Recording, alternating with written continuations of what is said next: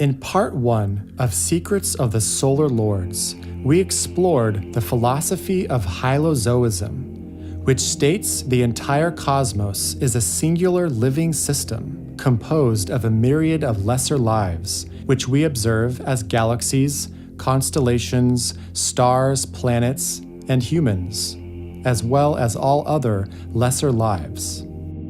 However, at any level, each unit of life is an entire system unto itself, yet still a part of the greater system in which it exists. The occult term used to define this spiritual center within any unit of life is a logos, or the point from which all consciousness and energy emerges into form. Therefore, behind every life, whether microcosmic or macrocosmic, is a logos, a spiritual center gradually descending into more material planes of form while unfolding into its next state of expression, as the polarity between matter and spirit is equilibrated.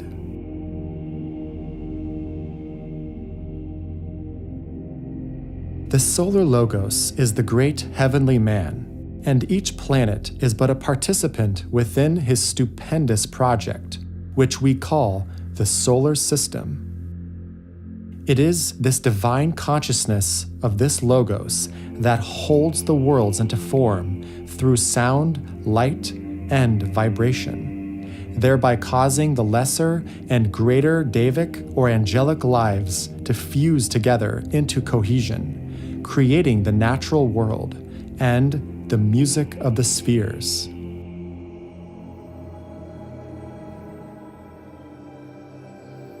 We also explored the idea of the evolution of consciousness as it passes through all living forms within one kingdom to the next, and the unique characteristics consciousness takes when passing into the human form.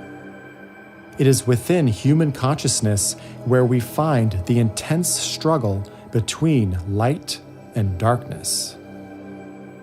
The struggle continues until the final day of liberation, when spirit is released from the confines of form into a fully self-conscious and self-realized spark of divinity.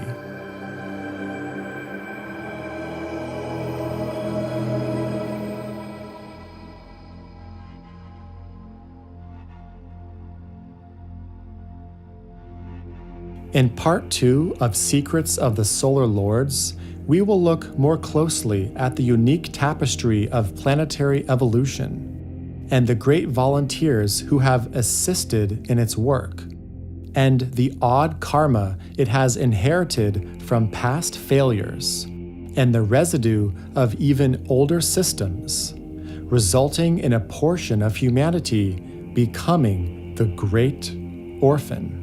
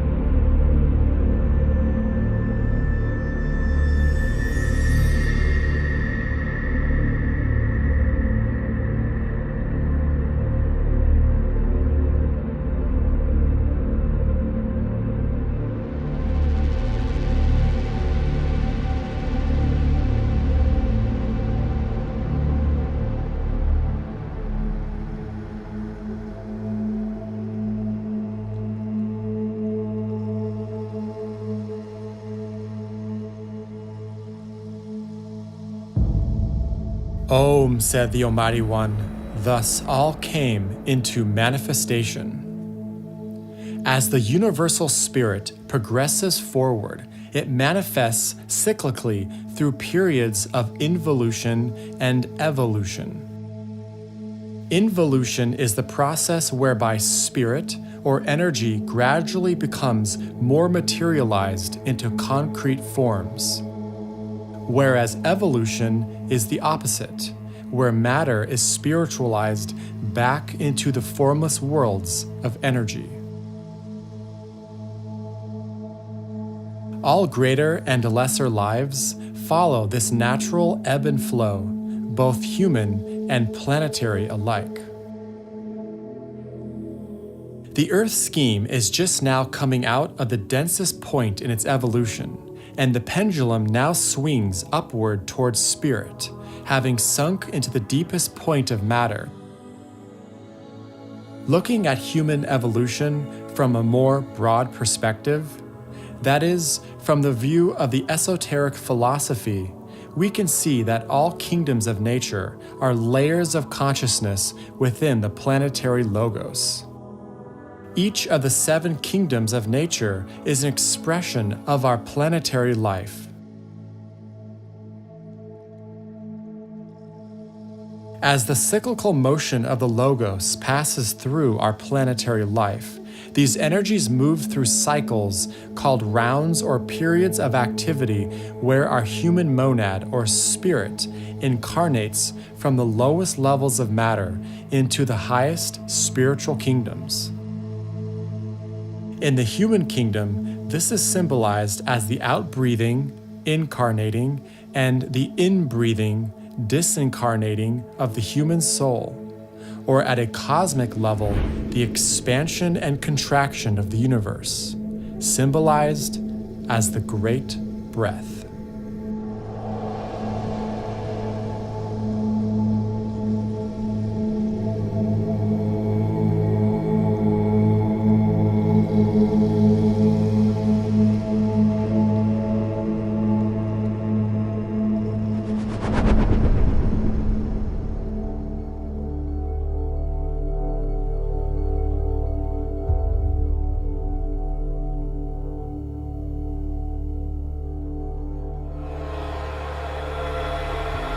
In the spirals of space, there are winding passages which lead directly from one system to another, and which correspond to the nervous system of the human body, whereby impacts upon one portion of the body have the repercussion through the entire organism.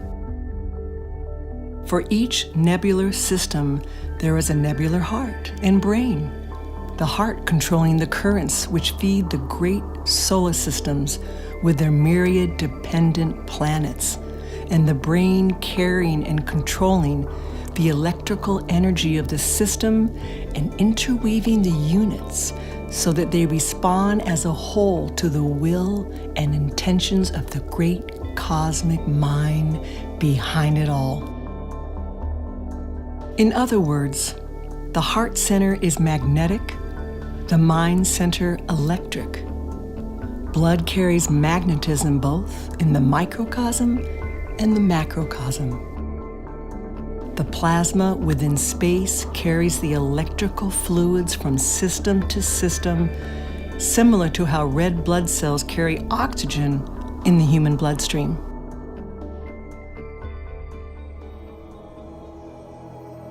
In every system, life and evolution must be intelligently directed and governed by higher forms of intelligence. The challenges come when consciousness passes out of the animal form into the human, because it is here where individualized mind is created, and thus the dangers associated with free will and overstimulated elemental activity.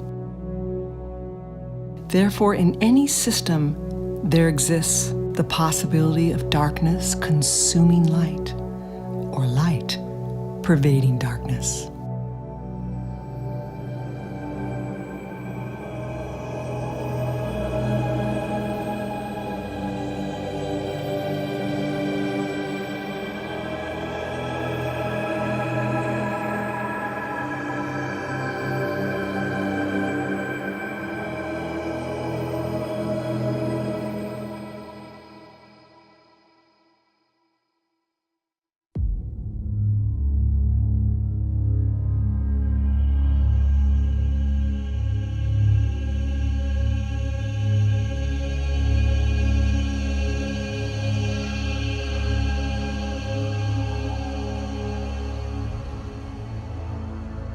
Eons ago, long before the Earth was formed, our planetary logos was incarnated upon another globe during a previous cycle of manifestation.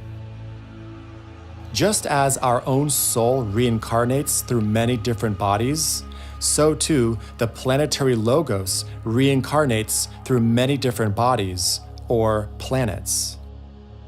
Several planets in our solar system, including the Earth, are still considered non-sacred, meaning on their own high level, they have yet to achieve a certain cosmic initiation.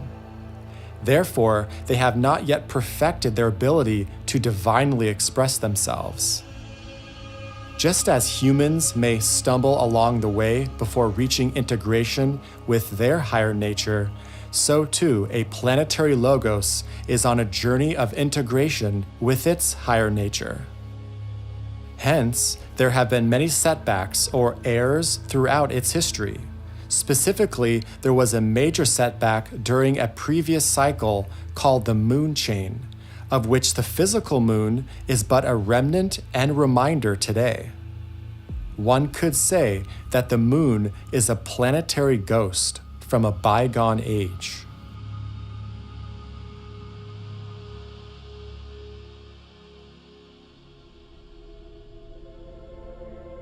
In that earlier cycle, many eons ago, there was a premature blending of certain forces which caused a major distortion within the human and deva forms that were incarnated at that time.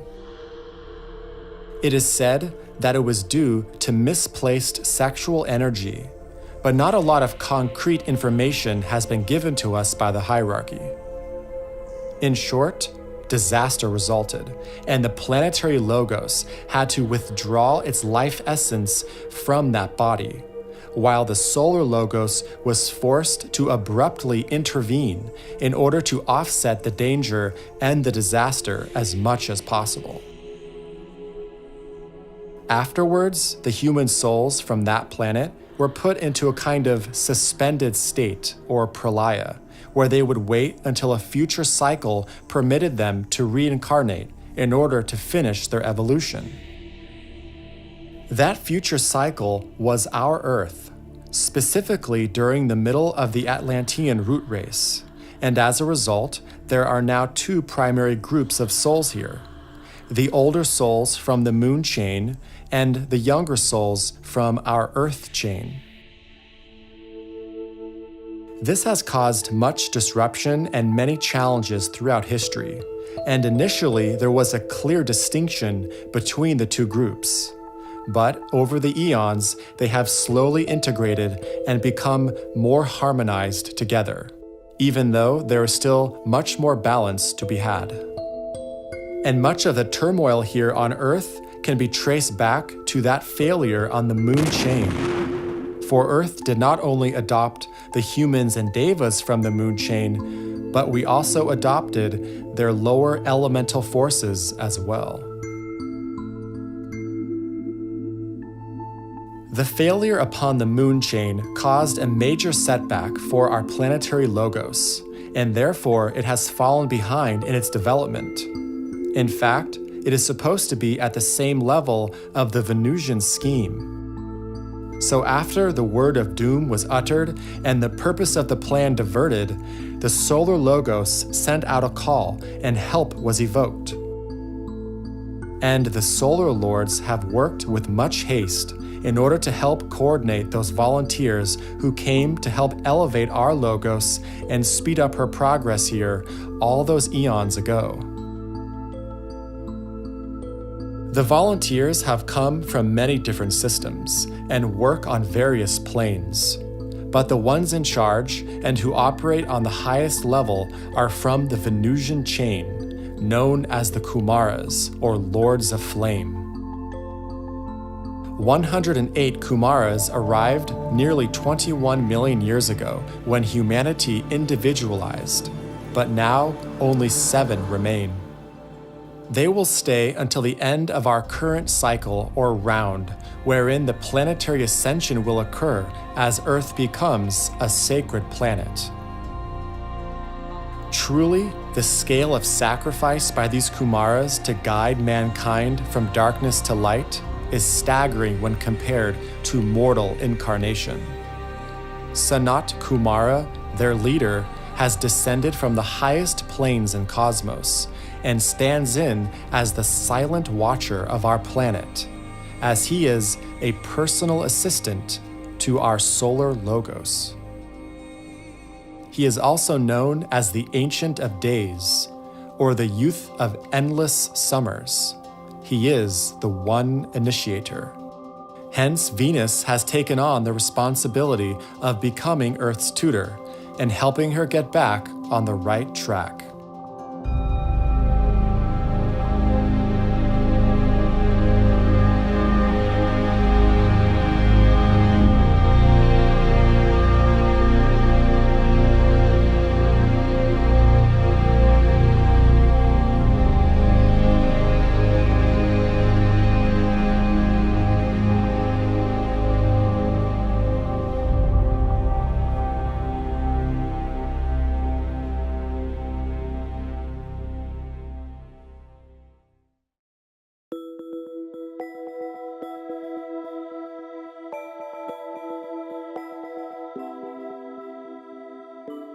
In the highest worlds of form connected with this planet, gather the solar lords with their various ranks and routines. There too are the visiting lords with due prompt and ceremony. It is due to the odd and tragic history of our planet that so many from far away come as visitors. It is but natural that this great experiment, like nothing before seen in the solar realms, should evoke such curiosity and speculation. It may be of interest to understand the relations of the solar lords to the first Kumara and his assistants. Sanat Kumara is the regent of the planet in charge of planetary evolution. He and his council chambers at the planetary head center, known as Shambhala, and the Lodge of Masters, are, as it were, tutors to men. They carry on the actual inner government and development of the kingdoms of nature, but they receive their orders from the solar lords, who act as counsel for the dominant lord during his incubacy. Each solar lord has charge of the distribution of the force of his constellation for the chain. The solar lords are, in fact, in charge not only of the planet, but also of the chain and series of chains. In time, it is hoped that humans and devas of this planet can supervise the work for them, so far as this planet is concerned. This progresses each astrological age.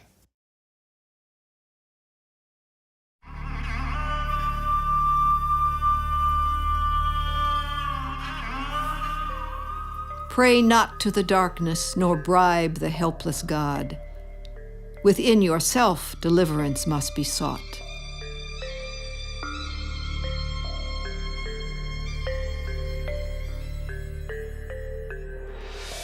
In the end, probably great strength and endurance will come to those human souls who achieve alone, and who, knowing the doom, have dared to enter the kingdom of earth.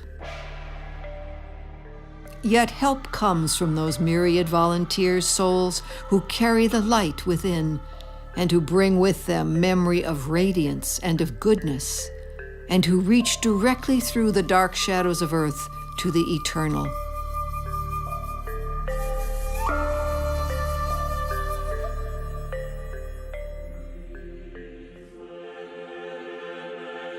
I and my Father are one. Who seeth me, seeth the Father. My burden is light. Come to me, ye who are weary, and I will give you rest. Again, the courageous volunteer seeking through his own strength and sacrifice and devotion to replace that missing strength of the earthly father who is not.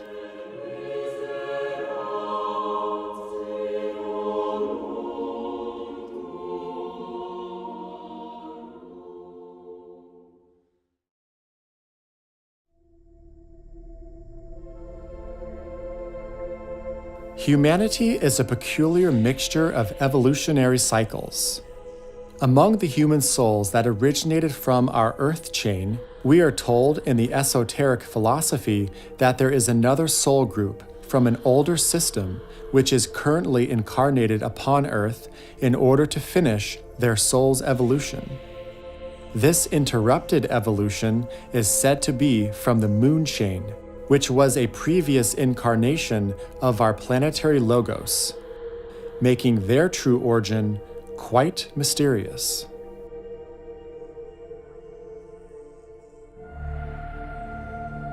The humanity from the mysterious moon chain failure incarnated upon the earth during the middle of Atlantis, causing a rare mishmash of evolutions, which also coincided with the deepest point of incarnation for our planetary logos. Currently, the majority of humans are still polarized in their emotional nature, or still considered Atlantean in their consciousness. The archetypal myth of the deluge, or the Great Flood, comes from the rise and demise of Atlantis. That race, even after receiving many divine gifts, essentially failed in its evolution, having succumbed to the destructive forces of materialism and the polarization between light and darkness.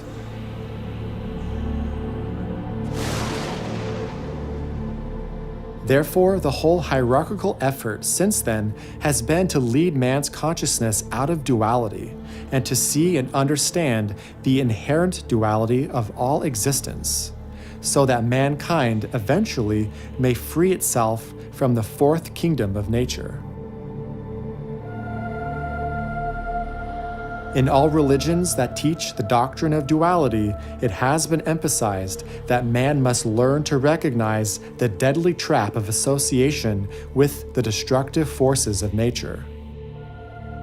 This decision by humanity led to the great struggle which distinguished the Atlantean civilization, and which culminated in its destruction, referred to as the Great Flood.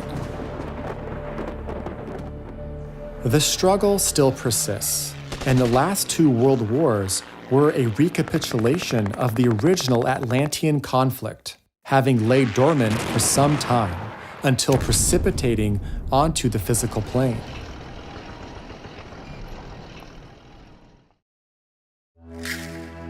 During the time of Atlantis, the spiritual hierarchy directly contacted humanity and walked openly among mankind on the physical plane.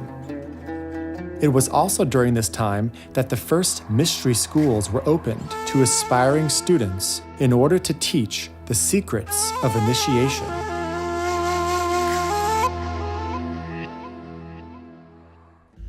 However, this ended with dire consequences, since the selfish ambitions of the emerging personality were stronger than the more altruistic impulses of the soul. Much of what was taught in the mystery schools was abused and misused. Having utilized the destructive forces of nature, there were semi-human entities that the black magicians of Atlantis summoned to assist them in their wars. They were demonic entities devoid of all virtue. These black magicians were originally some of the students in the Atlantean mystery schools, but turned to the darker side of life for selfish reasons of power after being consumed by materialistic desire and ambition, thus enslaving much of the masses who later followed their distorted wills. Since the vast majority of Atlanteans were emotionally polarized, the few who could think in the way we know today became very powerful in their ability to manipulate others, just like we see in today's world. In fact, in some ways, the Atlanteans were even more conscious on the emotional or astral plane than they were on the physical plane.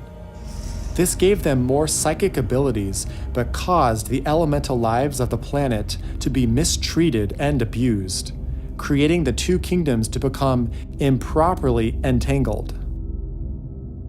The karmic debt created from this error is still being realized today, spilling out into wars, violence, extreme materialistic desires, and religious feuds through deep-seated latent beliefs in the collective subconscious, rousing the demonic powers.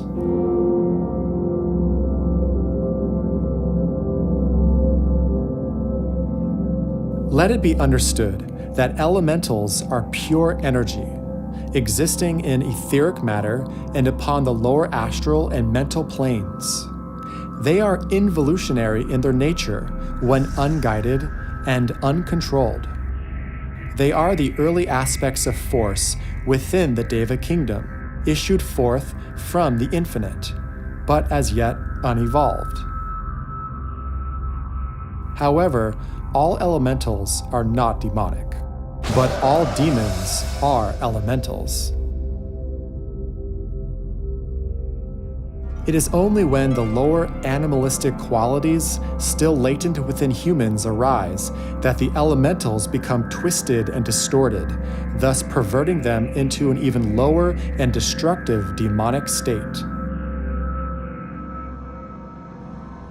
It has been the unconscious mixing of the two kingdoms that has caused confusion here, the contact too early with humans before the elementals were mellowed, and the ignorant association with humans before the time when they could be governed.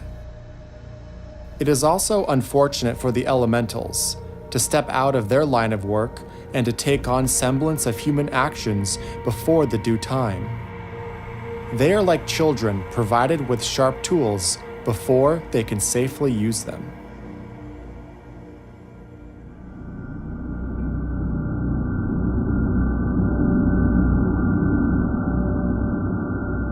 After the great Atlantean deluge, mankind came by air into the abode where evil incarnated.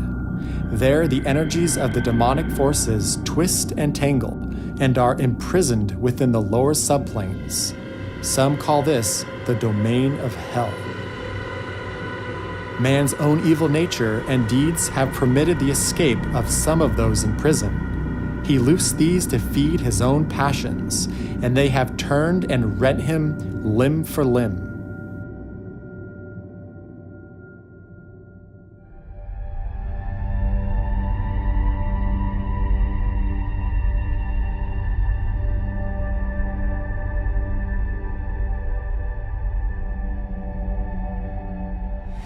The demons of the dark face and the demons of the fiery face both exist. Demons of the dark face fear light and are night-born offspring of evil magnetism and of the evil things which creep and crawl when the sun vanishes. They are easily controlled by fire, which cleanses and purifies. Imagine these as like the slimy, creeping things that dwell in the mud and ooze.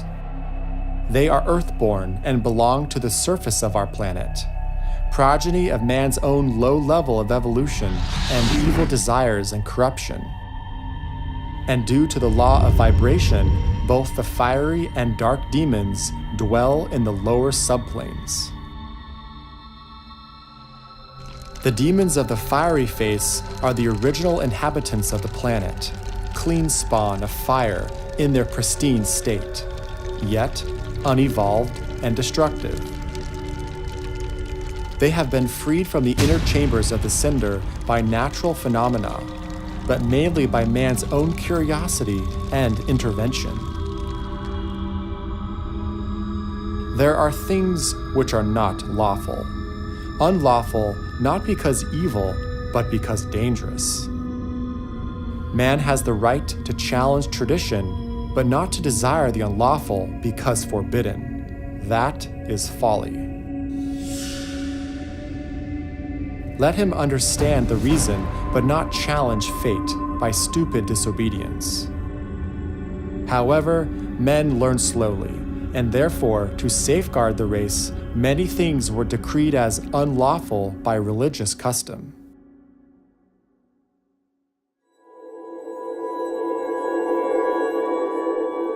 The clear light of the sun acts as a cleanser to all evil of a certain type. But this evil is mostly man-made or connected in some way with bodily emanations. That is why evil magic must be performed at night. Most of this magic is governed by the moon and has to do with the body's secretions, sensations, and emanations. It is the product of watery influences. But the fiery demons have no fear of sunlight and thrive best where heat and light are most intense. However, they are often affected and controlled by water. Each element has its own mysteries. Much can be understood if one learns to segregate the expressions of evil into their corresponding elements. For their expression will conform to the element which governs them, and in turn will be controlled by its opposite element. Those things which belong to the surface of the earth, to water, and to the moon, to growing things and physical life, are controlled and cleansed by fire and the will. But the fiery demons who come from the central chambers of earth are controlled by water and personal magnetism.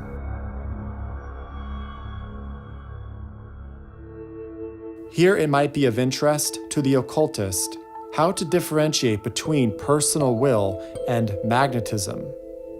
Will is a fiery flame, an electrical power which bores and burns. Magnetism is a controlling force, similar to hypnotism and mesmerism. It paralyzes and congeals. One is connected with the earth.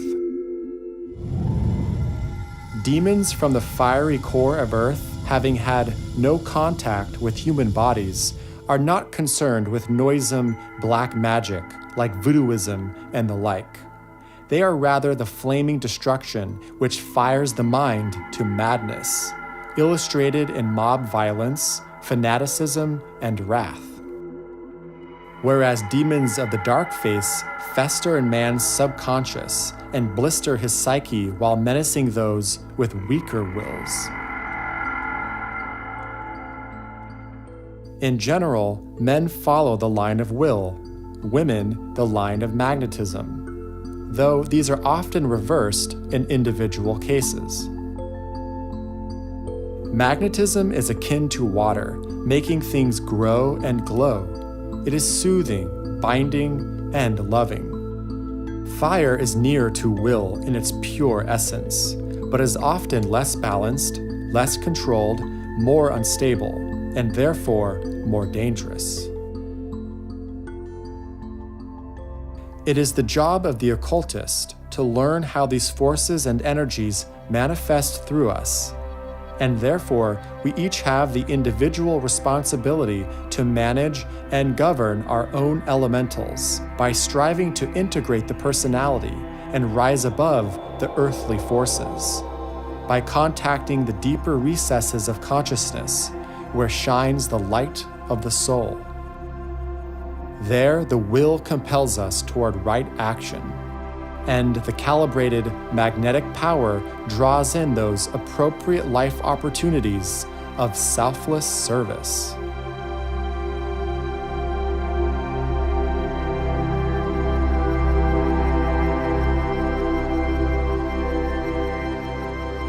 This is white magic, and corresponds with the hierarchical effort upon the higher subplanes, and the line of work where the devas of our planet are found.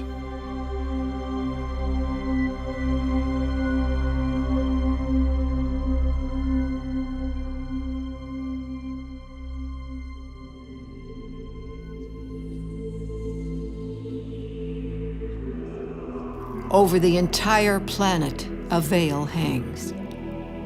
It is the mist of ignorance which veils the planet from the radiance of the inner God. This planet has plunged too deep into matter, and her progress upward is painful and slow. Men with their sensitized imaginative spirits and minds have shared the lot of animals. The impetus of planetary rebellion overcame some of the laws of attraction and permitted spirit and matter to be too greatly separated, and the current or spark passing from one to the other has been dangerously feeble. At times it seemed as if it might cease altogether, the entire planet disintegrate, and the long experiment required to be begun again. But due to the titanic effort of the sons of men, the cycle turns upward. Slowly the world rolls from the bed of mud into which it has sank and starts upon its journey toward the light. No wonder the whole system watches and prays. It is the turning point of the terrible struggle.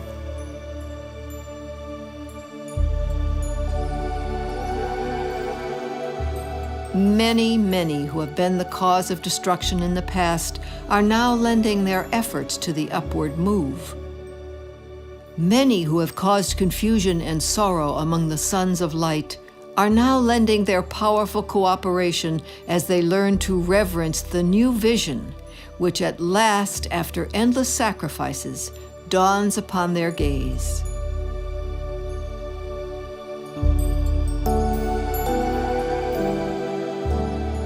Now that the hour has come when the darkness lightens, many have come to assist at the birth of the new spiritual age. Before this, any attempt to help was useless, for they could not contact the low planes upon which humanity functioned. Until humanity had raised its consciousness upward, it could not grasp the hands reached down to succor it and to lift it upward to the heights. Now that time has come, and throughout all the worlds the hallelujahs ring.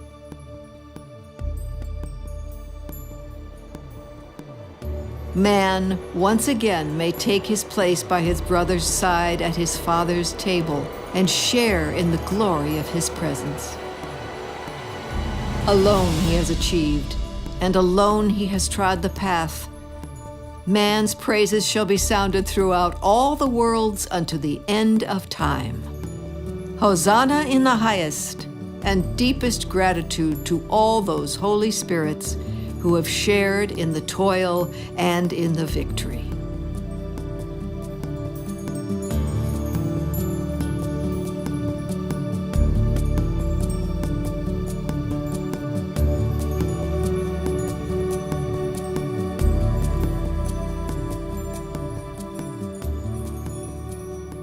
Peace.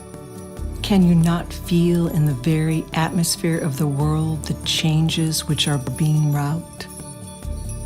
Day by day in this new world, the forces of light are marshaling and seeking entry through every opening, through every crack and crevice, whereby the faintest beam of light may pass.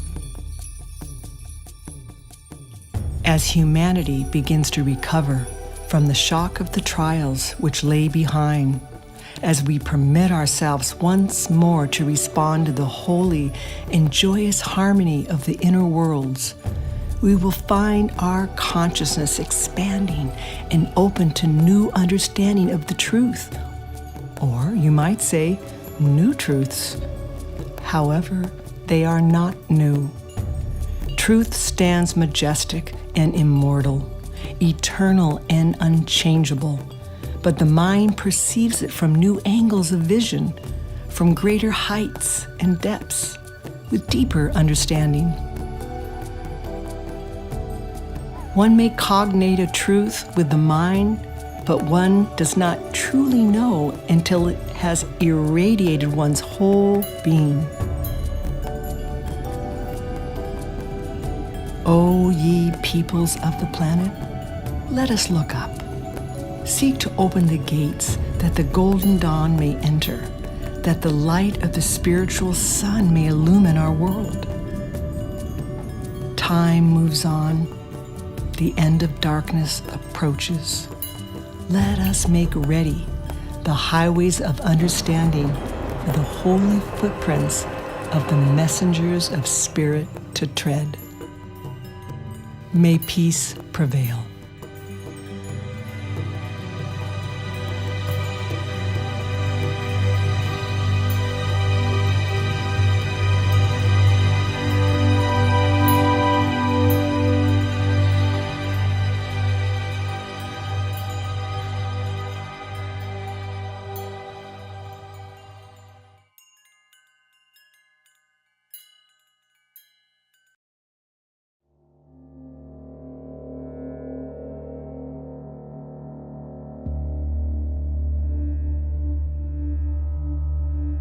There are other lines of force connected with this planet besides the human and elemental. Something remains to be said about the Deva or angelic kingdom, an evolution also undergoing unusual conditions in connection with their growth here. The Devas are the higher forms of elemental life, and thus, for the most part, have overcome the line of human development. And it is therefore customary for Devas to evolve through harmony, music, beauty, obedience, purity, and love. It is not usual for the Deva evolution to be summoned to meet opposing and destructive forces, to find conflict and combat in their work. Yet all these things are happening upon this planet, and therefore, Devas too are taking on characteristics which normally do not belong to their point of development.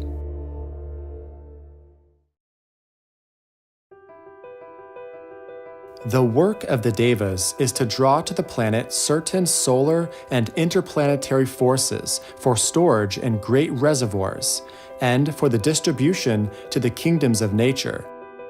They keep active the flow of the life forces through the planes and between sphere and sphere. They are the lifeblood of the inner worlds and carry the pranic currents into all parts of the cosmic organism. The Devas correspond to the white corpuscles, the mass of humanity to the red.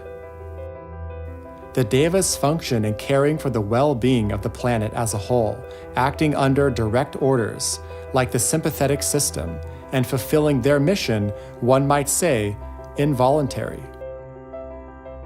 Man corresponds to the cerebral spinal system and to the red cells, and acts under conscious impulse for the uses he plans for the body. Evolution in both the animal and plant kingdoms depends upon the interposition of man and his intelligent direction and analysis.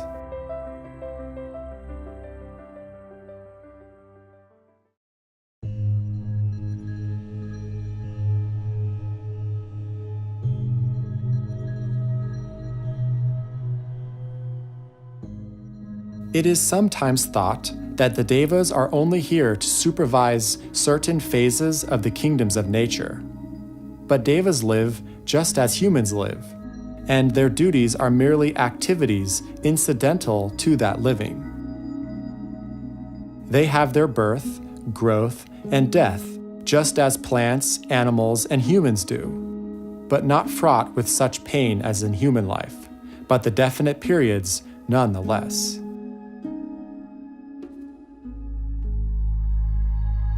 Where Devas choose their habitat and roam, there grows beauty. Their nature manifests itself in transcendent form, in deep woods, near running streams, in wide meadows, flowers strewn on stern mountain slopes, majestic in form. In gardens bursting with color, there dwell Devas. And their presence is made almost tangible by a particular quality of life in which they dwell, a sense of peace or of leaping joy or of tranquil delight that seems to greet one like a presence or voice.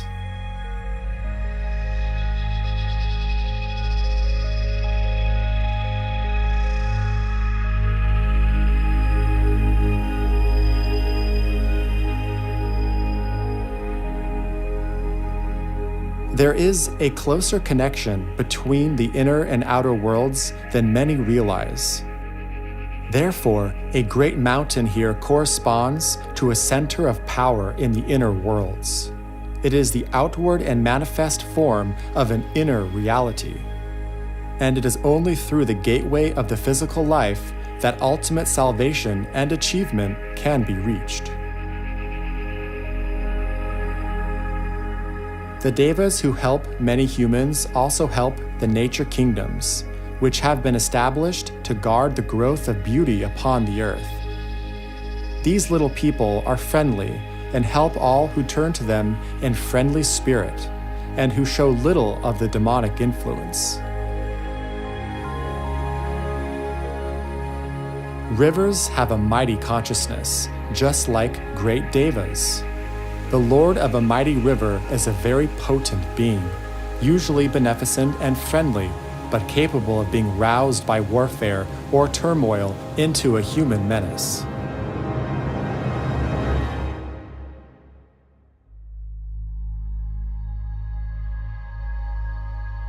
Water is a great purifier and cleanser, and the large rivers are swarming with nature spirits and fairy folk, and devas who carry joy and cleanliness and well-being to the people along the riverbanks. No wonder natives of all countries love their rivers. They are the milk of the mother of the world, poured out for their benefit. Running water and fresh water have a peculiar quality of their own. They are almost the essence of spiritual beneficence, of healing and purifying powers.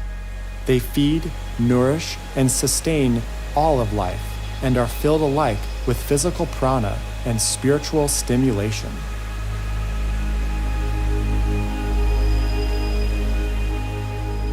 Much is yet unknown about the play of finer forces through a human body, such as magnetism, vitality, and blood circulation. But in time, these things will become clear as man adds to his power of sight and thought. The angels of fire do not descend to the physical plane. They contact only the mental plane and pass their power over the Antakarana to form the link between the lower and higher self.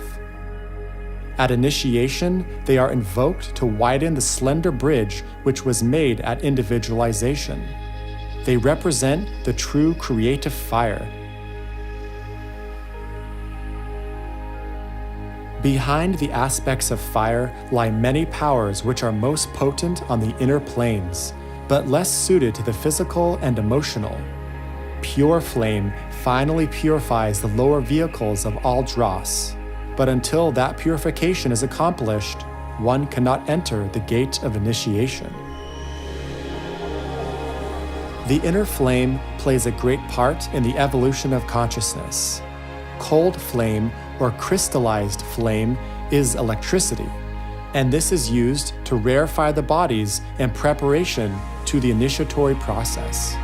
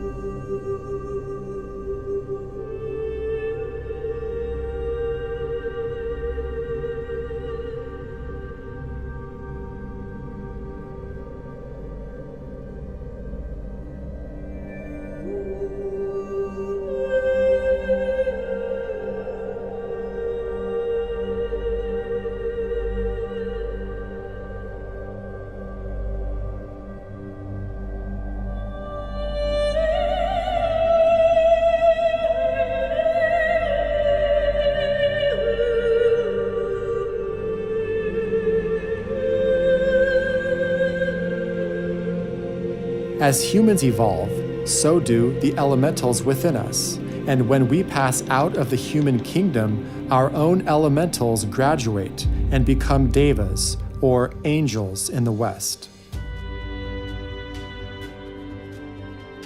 Though just as man has taken on some part of the demonic nature, so too the devas have taken on some part of the human nature.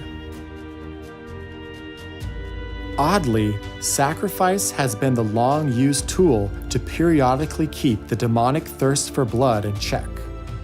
The bread and wine of the sacrament is indeed a symbol of the body and blood in which Jesus offered to appease the wrath of the demonic forces. This may shed light on why Jesus is said to have shown compassion for the demons. Again and again, in ancient legends and myths, appeasement has been temporarily wrestled from the demons for the sake of survival of the race by actual living sacrifice. Odin sacrificed an eye, Prometheus was a constant sacrifice, even the legends of Andromeda in Greek culture, and the human sacrifices endured by the Aztecs and Mayans during religious rituals. And of course, the holy sacrifice of Jesus himself, which was both for his own personal soul growth, but also a sacrifice for all humanity.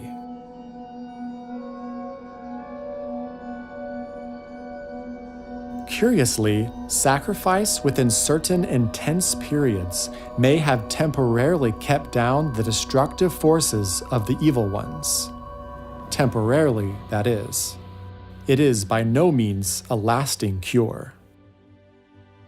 The true cure will be the ascension and overall evolution of consciousness by humanity when Earth becomes a sacred planet, having reached full harmony within the music of the spheres.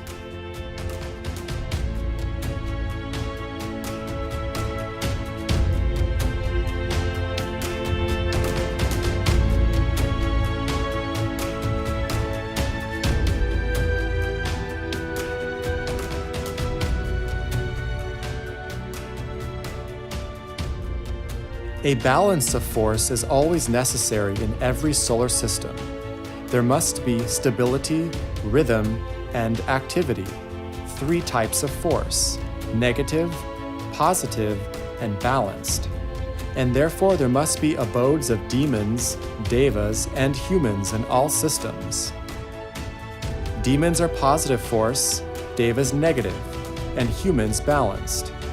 Demons destructive, devas constructive, and humans using both as need arises, and therefore increasingly intelligent directors and masters of both. But it is needful and customary to keep them separated, and not as here all admixed.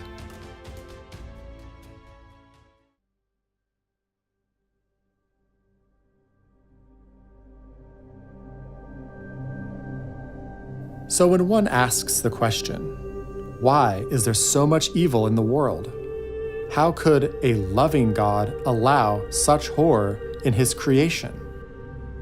God did not bring this upon man. Man brought this evil upon himself by his own actions, and still to this day the karma is being reconciled. Planetary karma, national karma, and individual karma is brought about by cause and effect.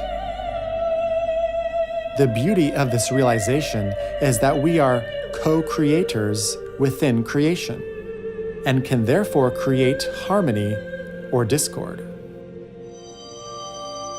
Yet the goal for all planetary evolution is to transform the lower nature of matter into a reflection of the higher light of the soul, or to spiritualize matter by becoming a clear, radiant vessel for the countless incarnations of the one Spirit.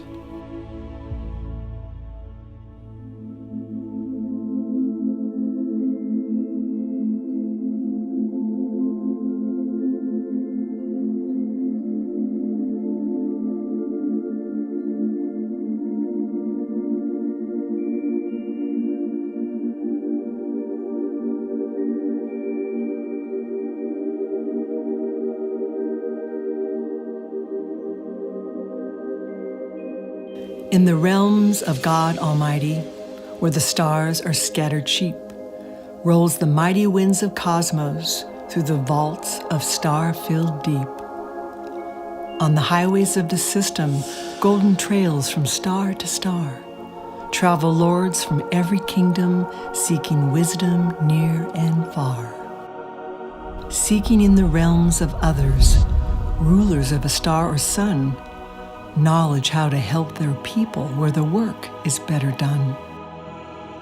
In their travels long and tedious, came they to this planet Earth, saw in grief amazed the sorrow dwelling here on every hearth. So they sent to lofty rulers pleas for help for Earth's release, seeking in the vaulted heavens means of aid to bring men peace. Through the worlds the answer echoed to the waiting lords of light. If men's souls will follow guidance, we will help to lead them right. Now there comes the great salvation, if men's hearts shall answer true. Peace on earth to every nation and to every soul his due.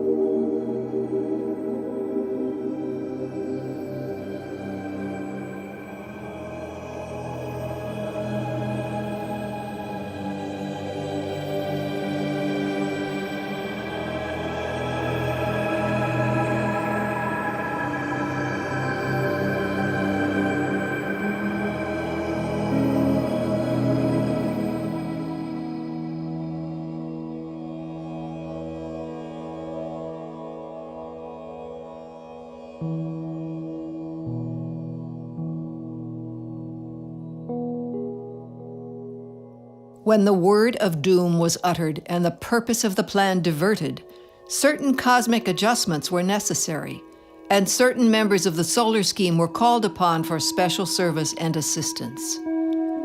Of those who volunteered, Venus, as its wisest souls, proved in this period to be the most useful, and into their hands was placed the governance of the planet, after a specified point of evolution. There is a special relationship between Venus and the Earth, for Venus has become the foster mother, and Earth the foster child. Furthermore, Earth is carrying out on a lower level and in more difficult conditions. Venus evolves through love, brotherly love. Earth evolves through passion, sex love. Venus achieves through wisdom where Earth can only achieve through intelligence, the lower phase of wisdom.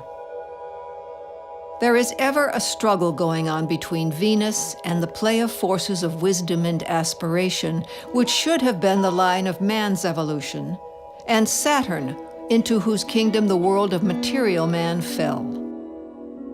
Symbology has been much confused. Saturn rules dense form, and when man fell into his kingdom by error, he came under strange laws not suited to his nature. Sex love became materialistic, no longer a communion of souls, with the resulting uplift and service which comes from the interplay of spiritual love, but lapsed into an animal-like struggle for supremacy and a driving and intolerable physical urge that often brutalizes and degrades.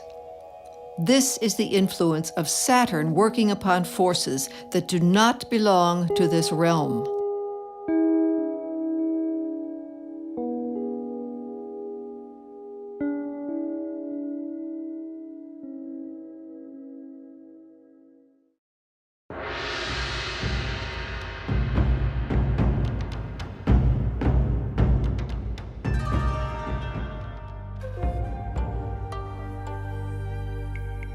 Suffice it for our purpose to say that in the middle of the Lemurian epoch, approximately 18 million years ago, occurred a great event which signified, among other things, the following developments.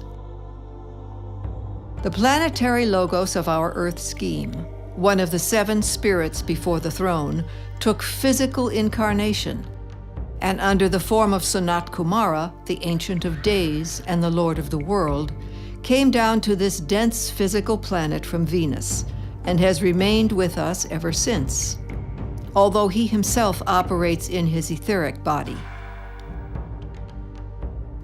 He is the greatest of all the avatars or coming ones. In him we live and move and have our being, and none of us can pass beyond the radius of his aura. He is the great sacrifice, who left the glory of the high places and for the sake of the evolving sons of men took upon himself a physical form and was made in the likeness of man. He is the silent watcher.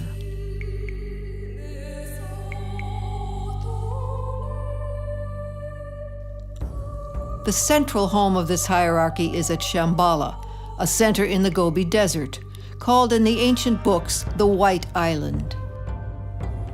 It exists in etheric matter, and when the race of men on Earth have developed etheric vision, its location will be recognized and its reality admitted.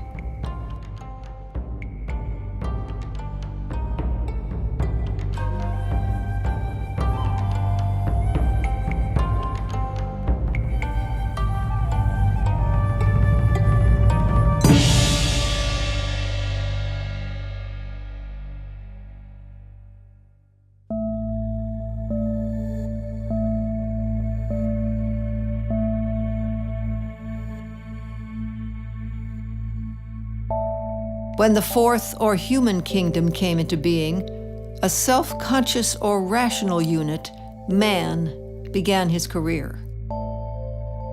In Lemurian days, after the great descent of the spiritual existences to the earth, the work they planned to do was systematized. Offices were apportioned, and the processes of evolution in all the departments of nature were brought under the conscious, wise guidance of this initial brotherhood. For ages after its immediate founding, the work was slow and discouraging. Thousands of years came and went, and the races of men appeared and disappeared from the earth before it was possible to delegate even the work done by initiates of the 1st degree to the evolving sons of men. But in the middle of the 4th root race, the Atlantean, an event occurred which necessitated a change or innovation in the hierarchical method. Certain of its members were called away to higher work elsewhere in the solar system, and this brought in, through necessity, a number of highly evolved units of the human family. In order to enable others to take their place, the lesser members of the hierarchy were all moved up a step, leaving vacancies among the minor posts. Therefore, 3 things were decided upon in the council chamber of the Lord of the World. 1, to close the door through which animal men passed into the human kingdom. 2, to open another door and permit members of the human family who were willing to undergo the necessary discipline and to make the required stupendous effort to enter the fifth or spiritual kingdom. In this way, the ranks of the hierarchy could be filled by the members of Earth's humanity who qualified. This door is called the portal of initiation, and still remains open upon the same terms as laid down by the Lord of the world in Atlantean days.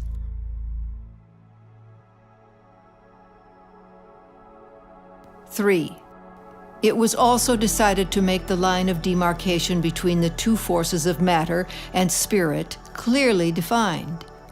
The inherent duality of all manifestation was emphasized, with the aim in view of teaching men how to liberate themselves from the limitations of the fourth or human kingdom, and thus pass on into the fifth or spiritual kingdom.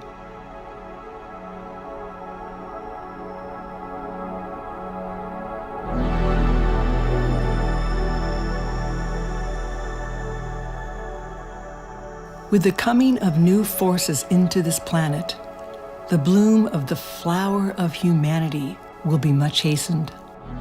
Up to this time has been witnessed only the preparation of the soil, the dark earth, the fertilization through blood and anguish, and always the deep burial of the bulb and root of spiritual things beneath the dark surface of human life.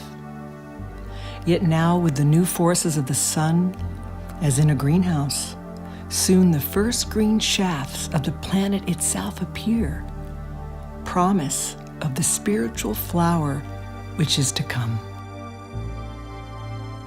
But the bloom itself will be upon the inner planes of spirit, in the finer bodies of humanity, but the root must draw its life essence and sustenance from the soil of the earth, from the dense physical body of man. Man's kingdom is indeed in the inner worlds, but it can be won only as he sends his roots deep into the soil of human life, grips it firmly, and then reaches from that firm base upward to the spiritual sun, so that he shall at last burst forth in the full bloom of divine glory. That glory shall be the flowering of the soul, and the fragrance shall permeate all human life. For mankind will soon know the reality of human incarnation and adjust the physical life to center his consciousness in the realms of spirit, where blooms the flower of the soul.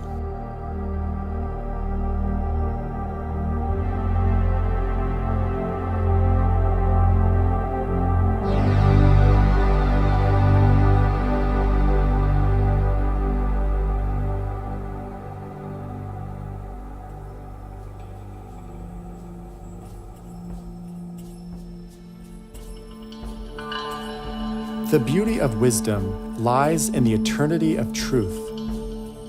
Wisdom is simple. Truth is simple. Law is simple. Complexity comes only in variety of expression, in confusion of manifestation, like the pieces of a jigsaw puzzle looked at separately. Yet, when once united into a whole, the theme is clear and confusion disappears. So it is with life. When consciousness can span a great enough arc of time, the plan becomes clear. It is only the narrow limits of a finite mind grappling with a tiny segment of history that causes confusion. Wisdom is closely associated with beauty. Intellect consists of the grasp of component parts. Wisdom is the vision which comes from uniting them and finding beauty.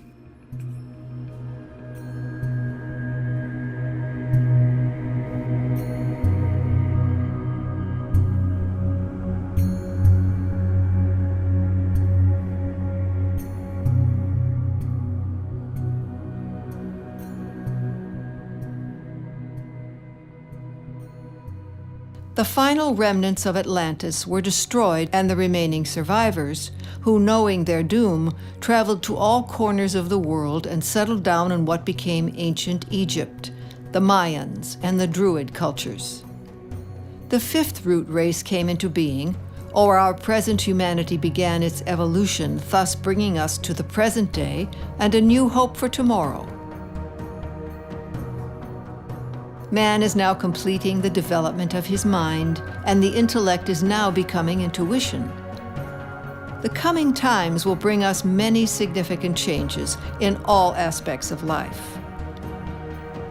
All ancient texts and religions speak of a golden age that lay before us in the coming future. This will be able to manifest because the forces of light have finally overcome the forces of darkness. Battles still linger, but the war has been won. Though our future is still based on the choices we make through the law of free will. The masters have not walked openly among men since those ancient days of Atlantis. However, it's important to note that the ruling masters of early Atlantis and before were not of human origin. Only later was mankind able to step up to the divine and become guiding forces of light. In the starry vaults of heaven are many types of solar systems, with varying humanities. Some trained for one purpose, some for another. There is therefore in any given planet a dominating character, a typical major force to which all others subordinate. And power can only be transferred from one to another, where there is similarity of major vibrations. Some systems specialize in love, others power, some in intelligence, corresponding to the varieties of development along the rays in our own system. This planet seems to be seeking a balance of the three. Venus specializes in pure reason, in wisdom, a blend of love and intelligence. Mars is power only. Jupiter, love exclusively. Evolution on Mars is swift and terrible and painful. On Jupiter, it is pleasant, but very, very slow.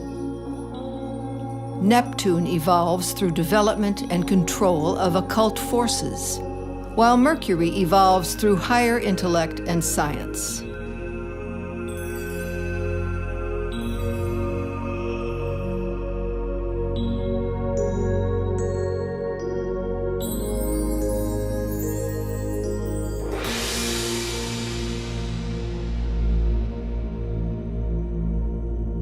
The actual speed of progress of our solar system depends upon how fast this Earth, the most material and backward planet, can be forced forward.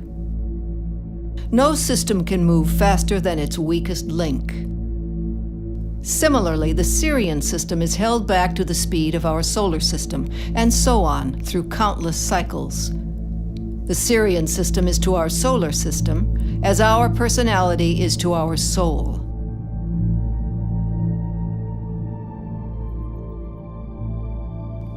Now, due to the current state of humanity and the state of their own evolution, the masters who govern the forces of light are now beginning to emerge once again. According to the secret doctrine, they have been preparing for this the last 500 years. But they re-emerge not just for the sake of humanity, but to further the plan of God's will. This is their one-pointed focus of devotion.